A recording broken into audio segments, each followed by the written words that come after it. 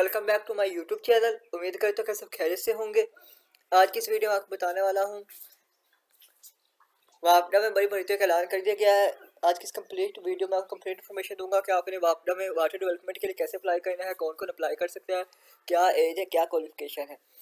अगर आप सब चैनल पर पहली बार आए हैं तो चैनल को लाजमी सब्सक्राइब कीजिएगा, क्योंकि मेरे चैनल पर गवर्नमेंट से आने वाली तमाम नौकरियों की इन्फॉर्मेशन मिलती रहेगी और ब्रेकिंग न्यूज़ और गवर्नमेंट की नौकरियों की इन्फॉर्मेशन मिलेगी। अब सबसे पहले आपने आ जाना है OTS की वेबसाइट पर, इसका लिंक डिस्क्रिप्शन में मिल जाएगा आपको।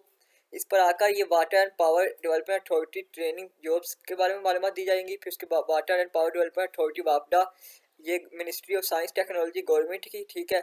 ये काफ़ी सारी जॉब्स हैं, तकरीबन 50 से अबव जॉब्स हैं जो आप इधर चेक कर सकते हैं और अप्लाई कर सकते हैं। ये ग्रेजुएट के लिए है, ठीक है। इसके लिए आपने VA डिटेल पे क्लिक करना है। इधर क्लिक करने के बाद ये आ गया प्रोजेक्ट।